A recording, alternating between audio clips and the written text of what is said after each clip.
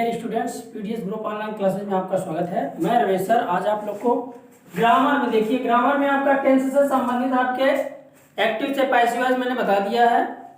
अब आपका जो है इम्परेटिव सेंटेंस, यानी इम्परेटिव सेंटेंस का पैसिव वॉइस कैसे बनाया जाता है, इसके नियम रूल के बारे में जानेंगे, ठीक है, और एग्जाम्पल के बारे में जानेंगे, ठीक है ना।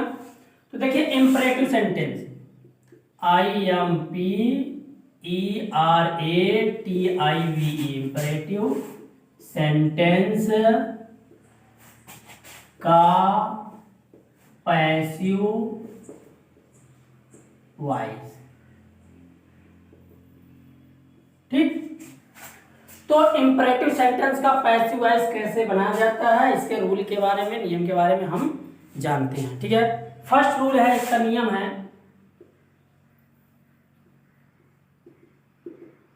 फर्स्ट रूल है, यानी देखिए यदि आपका इम्परेटिव सेंटेंस का दिया है वाक्य, तो उसका जब हम पैसिव वॉइस में कन्वर्ट करेंगे तो पहले हम सबसे पहले क्या करेंगे, लेट का प्रयोग करेंगे, उसके बाद ऑब्जेक्ट आता है यानी कर्म लिखते हैं, फिर उसके बाद बी का प्रयोग करते हैं, उसके बाद मेन वर्ब की थर्ड फॉर्म का प्रयोग करते हैं, ठीक है।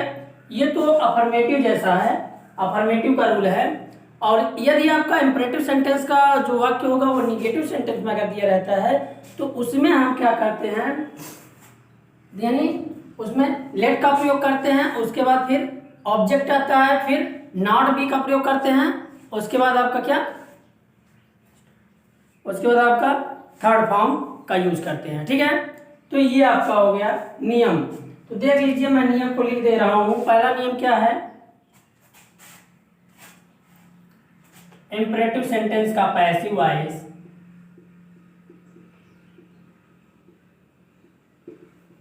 इम्परेटिव सेंटेंस का पैसिव वॉइस बनाने के लिए सबसे पहले लेट का प्रयोग करते हैं,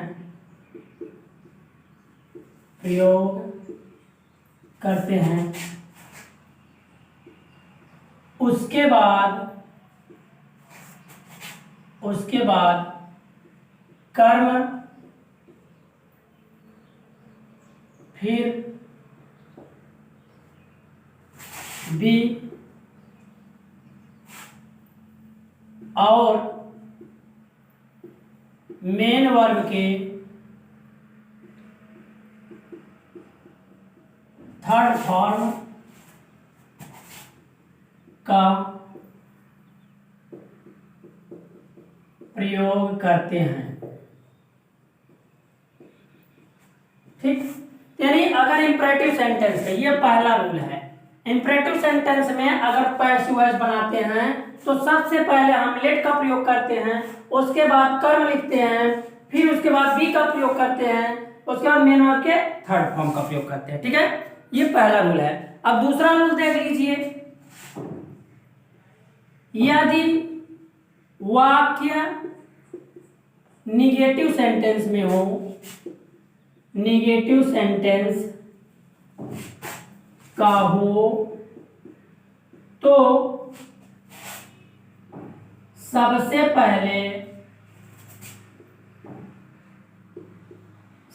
पहले let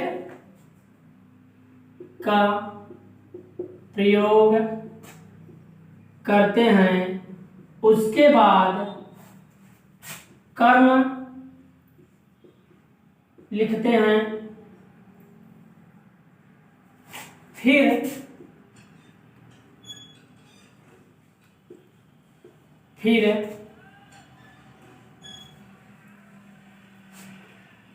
not be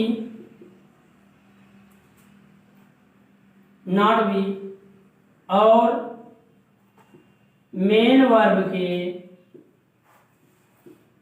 third form का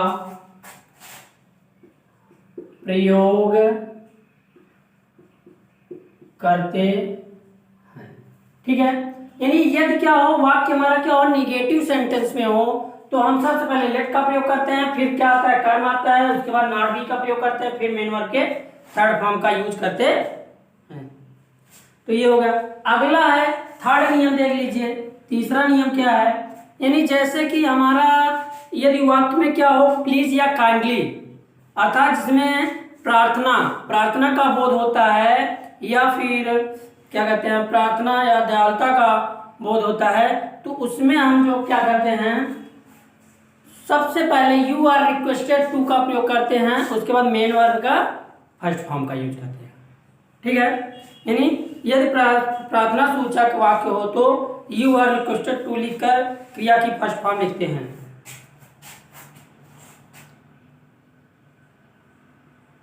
यदि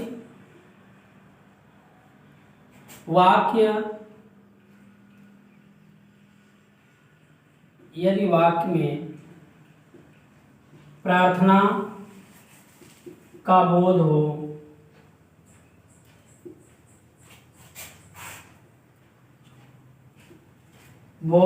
तो यदि वाक्य में प्रार्थना का बोध हो तो यू आर रिक्वेस्टेड टू का प्रयोग करते हैं और मेन वर्ब के फर्स्ट फॉर्म का प्रयोग करते हैं। ठीक है, अगला है नेक्स्ट चौथा रूल देख लीजिए। चौथा रूल क्या है,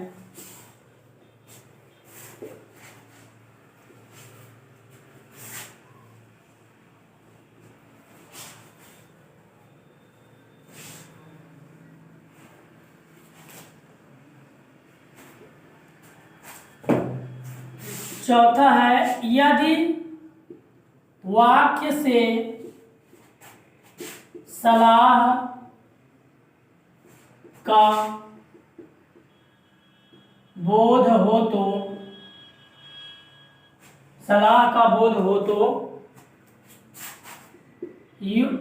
तो इसमें हम किस चीज का प्रयोग करते हैं, इसमें यू आर एडवाइज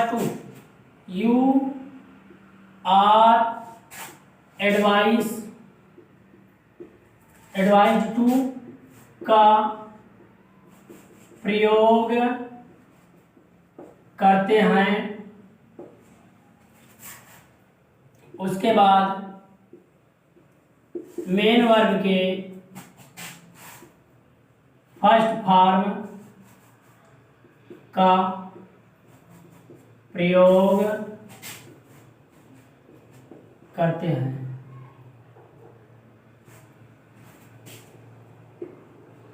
ठीक, यानी यदि वाक्य से क्या सलाह का बोध हो तो you are requested you are advise to का प्रयोग करते हैं, उसके बाद मेन वर्ब के फर्स्ट फॉर्म का यूज करते हैं।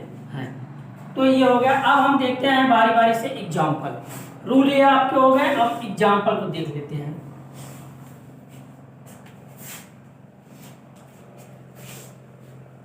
एग्जाम्पल यानी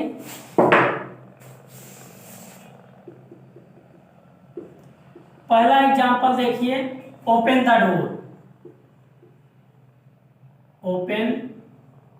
द डोर। तो इसका जब हम पैसिव वॉइस में कन्वर्ट करेंगे सबसे पहले लेट, उसके बाद क्या लिखेंगे ऑब्जेक्ट यानी द डोर, उसके बाद बी, फिर क्या हो जाएगा मेन वर्ब का थर्ड फॉर्म ओपन। ठीक, अब सेकंड नंबर देखिए। सेकंड नंबर आपका जैसे क्या कहते हैं निगेटिव सेंटेंस है, देख लीजिए। यानी डू नॉट, क्या होता है do not kill the bird. तो इसका क्या हो जाएगा लेट, सबसे पहले लेट, पैसिव वॉइस में सबसे पहले लेट, उसके बाद क्या हो जाएगा the bird, not be killed. ठीक, ये आपका हो गया, ये आपका क्या अफर्मेटिव सेंटेंस का, ये क्या हो गया निगेटिव सेंटेंस का। यदि हमारा क्या हो वाक्य निगेटिव में हो तो हम लेट, उसके बाद ऑब्जेक्ट, फिर क्या होता है नॉट भी, फिर मैनर का थर्ड फॉर्म आता है। फिर अगला जो है जैसे कि प्रार्थना सूचक दिया हो, मैंने आपको बताया है यदि वाक्य से क्या हो प्रार्थना सूचक का भाव प्रकट हो तो उसमें हम क्या प्रयोग करते हैं, ठीक है।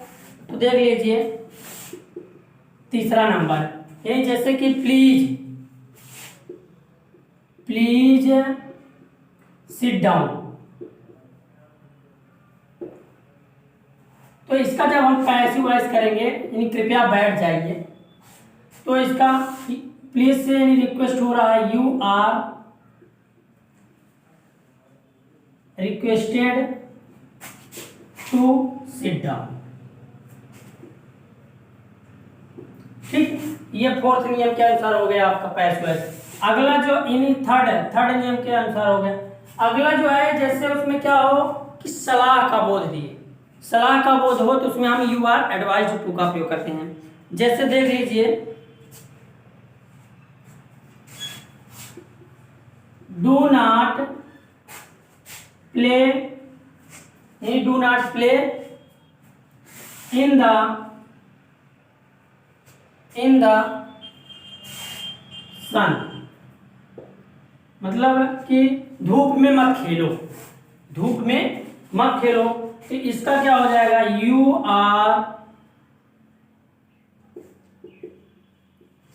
आर एडवाइज्ड टू, अब देखिए एडवाइज, यू आर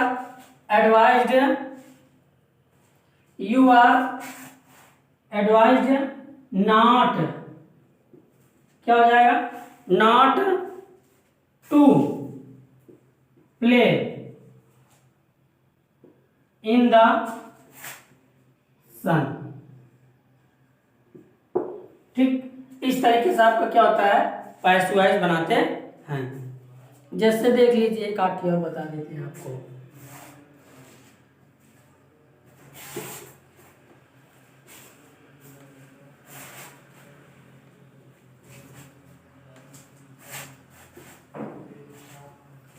जैसे do not make a noise, शोर मत करो, do not make a noise, तो इसका हो जाएगा, इसको हम करेंगे late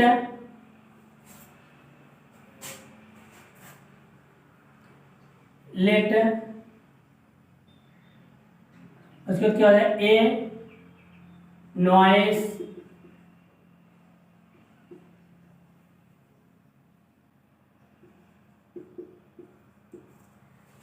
let a noise not be made, ठीक। इस तरीके से भी कर सकते हैं। तो ये आपका क्या हो गया इंपरेटिव सेंटेंस का पैसिव वॉइस हो गया।